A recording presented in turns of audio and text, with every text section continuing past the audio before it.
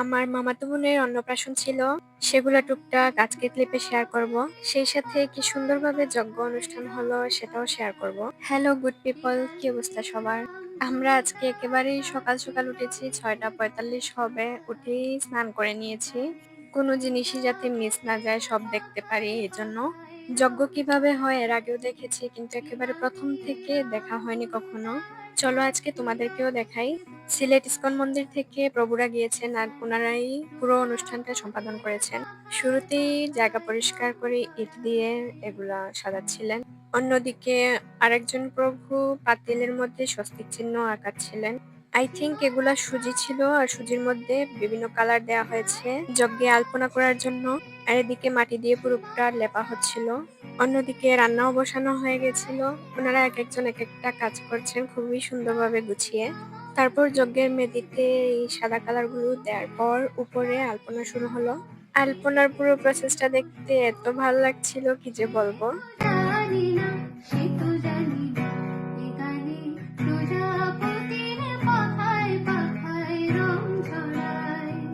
এই জিনিসটা খুব ইন্টারেস্টিং লেগেছিল। পাতিলের মধ্যে এই সুতোগুলা খুব সুন্দর করে পেঁচাচ্ছিলেন। আগের ভিডিওতে যে বলেছিলাম না ডাব কিনে আনা হয়েছে, এগুলোই পাতিলের উপরে দেয়া হবে। এগুলা কিন্তু মামার বাড়ির গাছের লেবু। বারান্দায় বসে সবাই সবজি কাটছিলেন, আর এদিকে কণিকা কুটুসকে নিয়ে ঘুমাচ্ছিল। ইনি হচ্ছেন আমার মামানি, আর ওনারা সব এখন যাবেন পুকুরে জল আনতে। যজ্ঞ সাজানোর একেবারে শেষের দিকে। এখন সবগুলা ফল উপরে দিবেন সাজিয়ে। সাজানোর পর খুব সুন্দর লাগছিল। আর এদিকে আমরাও রেডি হয়ে যাই। মা, বাবা, সোনালি কেউই আসতে পারেননি, কারণ সোনালির এক্সাম চলছিল। ওনারা আসতে পারেন নাই দেখে একটু খালি খালি লাগছিল। যে কোনো অনুষ্ঠানে সবাই একসাথে থাকলে ভালো লাগে। আচ্ছা, তারপর ওকে আশীর্বাদ দেওয়া হচ্ছিল। আর আমি শিওর না, কিন্তু বোধহয় এটা আত্মীয় স্নান ছিল। আর সেটা খুব এনজয় করছিল। পানি দেওয়ার পর খুব খুশি সে। মেইন অনুষ্ঠান শুরুর পূর্বে তাকে আগে স্নান করানো হবে।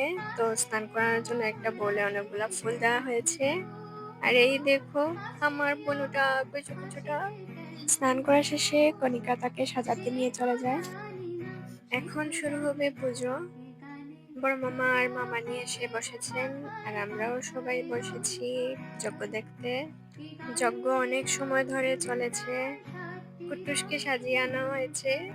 যজ্ঞ শেষেই ওর মুখে ভাত অনুষ্ঠান শুরু হবে। অনেক সময় পরে যজ্ঞে অগ্নি দেওয়া হলো। এখন শুরু হবে তার মুখে ভাত অনুষ্ঠান।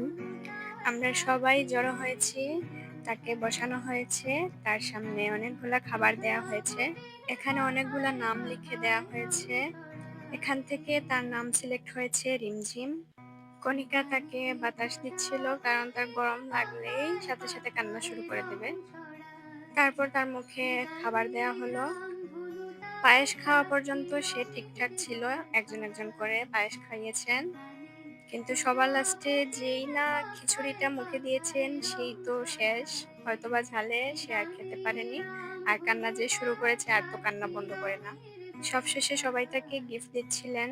কণিকাও তার হাতে বানানো জামাটা ওর জন্য নিয়ে গেছে, কিন্তু সে কান্না থামাচ্ছিল না। তারপর তো সে ঘুমিয়ে গেছে। আর এদিকে সবশেষে কীর্তন হচ্ছিল আর প্রদক্ষিণ হচ্ছিল। আমরা সবাই মিলে খুব সুন্দর করে কীর্তন করি, প্রদক্ষিণ করি।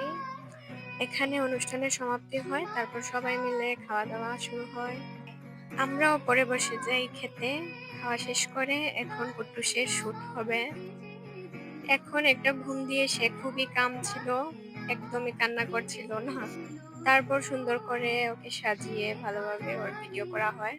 এই জামাটা আগের ভিডিওতে দেখিয়েছিলাম না, কণিকা বানাচ্ছিল, এটাই পরিয়েছে। এটা দিয়েও ওর ছবি তোলা হয়েছে। পরে আমরা যখন ওর সাথে ছবি উঠবো, সে আবার ঘুমিয়ে যায়। ওর বাবার কোলে কি সুন্দর ঘুমাচ্ছে দেখো। তাকে ঘুমে রেখে আমরা সবাই তার সাথে ছবি উঠি। আগে কান্না করছিল, তাই ওর গিফটটা দেয়া হয়নি, পরে আমরা তার গিফটটা দিলাম। আর এই তো আজ এ পর্যন্তই। এন্ড ইয়েস, নো নাজার please, thanks for watching, tata.